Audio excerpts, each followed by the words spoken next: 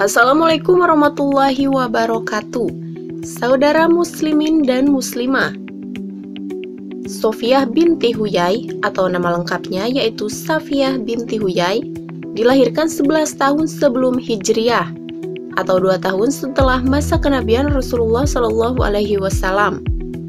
Ibunya bernama Barah binti Samawal dari Bani Quraizah, sedangkan ayahnya adalah seorang pemimpin Bani Nadir. Dan tahukah Anda bahwa Safiyah binti Huyai adalah salah satu istri Rasulullah Shallallahu Alaihi Wasallam yang berasal dari keturunan Yahudi? Namun sebelum lanjut, jangan lupa klik tombol subscribe dan aktifkan lonceng notifikasinya agar terus mendapat info-info menarik lainnya. Juga like dan share jika video ini bermanfaat.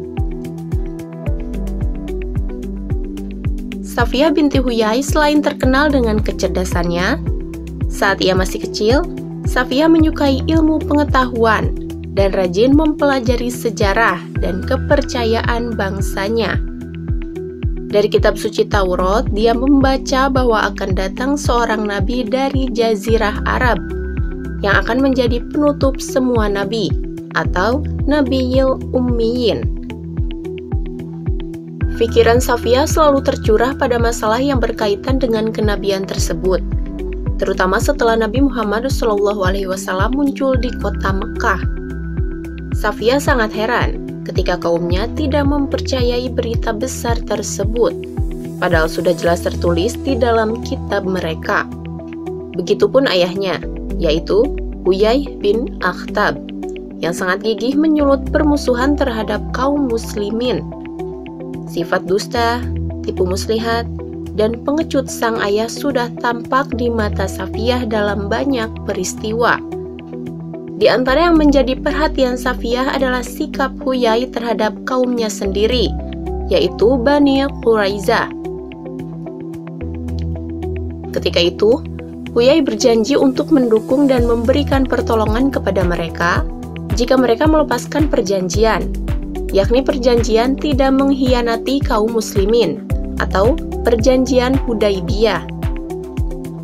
Akan tetapi, ketika kaum Yahudi mengkhianati perjanjian tersebut, Huyai melepaskan tanggung jawabnya dan tidak menghiraukan mereka lagi. Perihal sikap Huyai yang lain, yaitu terhadap orang-orang Quraisy Mekah, Huyai pergi ke Mekah untuk menghasut kaum Quraisy agar memerangi kaum muslimin. Dan Huyai menyuruhnya mengakui bahwa agama mereka Quraisy lebih mulia daripada agama Nabi Muhammad SAW. Dan Tuhan mereka lebih baik daripada Tuhan Nabi Muhammad SAW. Perang Khandak telah membuka tabir pengkhianatan kaum Yahudi terhadap perjanjian yang telah mereka sepakati dengan kaum muslimin. Rasulullah SAW segera menyadari ancaman yang akan menimpa kaum muslimin. Dengan berpindahnya kaum Yahudi ke Khaybar, yang kemudian membentuk pertahanan yang kuat untuk persiapan menyerang kaum muslimin. Setelah perjanjian Hudaibiyah disepakati untuk menghentikan permusuhan selama 10 tahun, Rasulullah SAW merencanakan penyerangan terhadap kaum Yahudi. Tepatnya pada bulan Muharram tahun ke-7 Hijriah, Nabi SAW memimpin tentara Islam untuk menaklukkan Khaybar, benteng terkuat dan terakhir kaum Yahudi. Perang berlangsung dahsyat hingga beberapa hari lamanya, dan akhirnya kemenangan berada di tangan umat Islam. Benteng-benteng mereka berhasil dihancurkan. Harta benda mereka menjadi harta rampasan perang, dan kaum wanitanya pun menjadi tawanan perang. Di antara tawanan perang itu terdapat Safiyah binti Huyai, putri pemimpin Yahudi yang ditinggal mati suaminya. Bilal bin Rabah membawa Safiyah dan putri pamannya menghadap Nabi Shallallahu Alaihi Wasallam. Di sepanjang jalan yang dilaluinya, terlihat mayat-mayat tentara kaumnya yang terbunuh saat perang Khaybar. Hati Safiyah sangatlah sedih melihat keadaan itu. apalagi jika mengingat bahwa dirinya menjadi tawanan kaum muslimin. Rasulullah Shallallahu Alaihi Wasallam memahami kesedihan yang dialaminya. Kemudian beliau bersabda kepada Bilal, "Sudah hilangkah rasa kasih sayang di hatimu, Bilal, sehingga engkau tega membawa dua orang wanita ini melewati mayat-mayat suami mereka?" Kemudian Rasulullah Shallallahu Alaihi Wasallam mengambil keputusan mengenai rampasan perang, termasuk tawanan perang. Rasulullah Shallallahu Alaihi Wasallam bersabda kepada Safiyah, "Pilihlah, jika engkau memilih Islam, aku akan menikahimu. Dan jika engkau memilih agama Yahudi, insya Allah, aku akan membebaskanmu supaya engkau bisa bergabung dengan kaummu." Kemudian Safiyah lebih memilih untuk dinikahi baginda Nabi Muhammad Shallallahu Alaihi Wasallam. Rasulullah Shallallahu Alaihi Wasallam pun kemudian menikahi Safiyah dengan memberikan mahar berupa kebebasannya. Sebelum menikah dengan Rasulullah Shallallahu Alaihi Wasallam, Sayyidah Safiyah binti Huyai telah 2 kali menikah. Suami pertamanya bernama Salam bin Mushkam, salah seorang pemimpin Bani Quraizah. Namun rumah tangga mereka tidak berlangsung lama. Dan suami keduanya yaitu bernama Kinanah bin Rabi'in Abdil Hafiq, yang juga seorang pemimpin Bani Quraizah yang terbunuh saat perang Khaybar. Safiyah binti Huyai banyak memikirkan Rasulullah Shallallahu Alaihi Wasallam sejak dia belum mengetahui kerasulan beliau. Keyakinannya bertambah besar setelah dia mengetahui bahwa Nabi Muhammad Shallallahu Alaihi Wasallam adalah utusan Allah Subhanahu wa Ta'ala.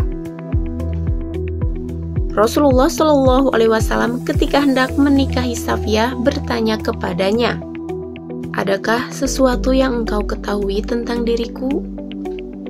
Sayyidah Safiyah pun menjawab, "Ya Rasulullah, aku sudah mengharapkanmu sejak aku belum memeluk umat Islam, dan memikirkan seandainya Allah Subhanahu wa Ta'ala mengabulkan keinginanku itu ketika aku sudah memeluk Islam." Ungkapan Safiyah tersebut menunjukkan rasa percayanya kepada Rasulullah Shallallahu Alaihi Wasallam dan rindunya terhadap Islam. Bukti-bukti yang jelas tentang keimanan Safiyah dapat terlihat ketika dia memimpikan sesuatu di dalam tidurnya. Kemudian dia menceritakan mimpi itu kepada suaminya yang dahulu. Mengetahui takwil dari mimpi itu, suaminya marah dan menampar wajah Safiyah sehingga berbekas di wajahnya. Ketika Safiyah bersama Rasulullah Shallallahu Alaihi Wasallam, Rasulullah Shallallahu Alaihi Wasallam melihat bekas tersebut di wajah Safiyah. Rasulullah Shallallahu Alaihi Wasallam lalu bertanya. Kemudian Safiyah menjawab, "Ya Rasulullah, suatu malam aku bermimpi melihat bulan muncul di Yastrib.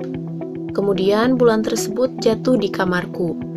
Lalu aku ceritakan mimpi itu kepada suamiku, Kinanah.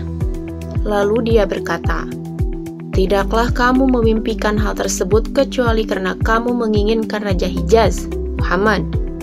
Kemudian Kinanah menampar wajahku." Nabi Shallallahu Alaihi Wasallam menghormati Safiyah sebagaimana hormatnya beliau terhadap istri-istri yang lain.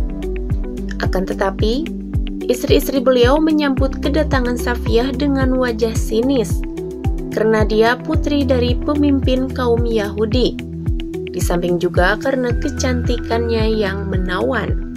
Akibat sikap mereka, Rasulullah Shallallahu Alaihi Wasallam pernah tidak tidur dengan Zainab binti Jahsy karena kata-kata yang dia lontarkan tentang Safiyah. Aisyah radhiyallahu anha bertutur mengenai peristiwa tersebut. Rasulullah Shallallahu Alaihi Wasallam tengah dalam perjalanan. Tiba-tiba unta Safiyah sakit, sementara unta Zainab berlebih. Rasulullah Shallallahu Alaihi Wasallam bersabda kepada Zainab, "Unta tunggangan Safiyah sakit. Maukah engkau memberikan salah satu dari untamu?" Kemudian Zainab menjawab, "Akankah aku memberikan kepada seorang perempuan Yahudi?" Akhirnya beliau meninggalkan Zainab pada bulan Zulhijjah dan Muharram. Artinya, beliau tidak mendatangi Zainab selama 3 bulan. Dari Sayyidah Aisyah radhiyallahu anha, dia berkata kembali, "Suatu siang aku melihat bayangan Rasulullah Shallallahu Alaihi Wasallam datang. Ketika itu Safiyah mendengar obrolan Hafsah dan Aisyah tentang dirinya dan mengungkit-ungkit asal-usul dirinya. Betapa sedih perasaan Safiyah. Lalu dia mengadu kepada Rasulullah Shallallahu Alaihi Wasallam sambil menangis. Rasulullah Shallallahu Alaihi Wasallam bertanya, "Mengapa engkau menangis?" Kemudian Safiyah menjawab, "Hafsah memanggilku dengan anak perempuan Yahudi." Nabi Shallallahu Alaihi Wasallam lantas bersabda, "Sesungguhnya engkau termasuk putri Nabi, pamanmu seorang Nabi, dan sekarang berada dalam perlindungan seorang Nabi. Bukankah itu sudah jadi suatu kebanggaan?" Rasulullah Shallallahu Alaihi Wasallam kemudian mengatakan, "Wahai Hafsah, bertakwalah kepada Allah Subhanahu wa Ta'ala." Hadis riwayat Tirmizi. Salah satu bukti cinta Safiyah binti Huyai kepada Rasulullah Shallallahu Alaihi Wasallam terdapat pada hadis yang diriwayatkan oleh Ibnu Sa'ad mengenai istri-istri Nabi yang berkumpul menjelang beliau wafat. Safiyah binti Huyai berkata, "Demi Allah ya Nabi, aku ingin apa yang engkau derita juga menjadi deritaku." Istri-istri Rasulullah Shallallahu Alaihi Wasallam memberikan isyarat satu sama lain, juga setengah mencibir Safiyah. Melihat hal demikian, Rasulullah Shallallahu Alaihi Wasallam bersabda, "Berkumurlah." Mereka bertanya, "Apa yang harus kami kumurkan?" Nabi Shallallahu Alaihi Wasallam menjawab, "Cibiran kalian terhadap Safiyah. Demi Allah, ia telah berkata jujur kepadaku." Setelah Rasulullah Shallallahu Alaihi Wasallam wafat, Safiyah merasa terasingkan di tengah kaum muslimin karena Safiyah berasal dari Yahudi. Tetapi Safiyah binti Huyai tetap berkomitmen terhadap Islam dan mendukung perjuangan Nabi Muhammad Shallallahu Alaihi Wasallam. Salah satunya dengan membantu Khalifah Umar bin Khattab dan Khalifah Utsman bin Affan. Safiyah wafat pada masa pemerintahan Muawiyah bin Sufyan sekitar tahun 50 Hijriah. Jenazahnya dimakamkan di Baqi, berdampingan bersama makam istri Rasulullah Shallallahu Alaihi Wasallam yang lain. Semoga Allah Subhanahu wa Ta'ala memberinya tempat yang lapang dan mulia di sisi Allah Subhanahu wa Ta'ala. Wallahu alam bishawab. Demikianlah dari kami, semoga bisa bermanfaat dan menjadi berkah bagi kita semua. Amin ya robbal alamin. Wassalamualaikum warahmatullahi wabarakatuh. Terima kasih sudah menonton video-video dari kami. Bagi sahabat yang menyukai sejarah Islam lainnya, silahkan klik link di deskripsi dan jangan lupa subscribe ya, agar kami semangat membuat video-video lainnya.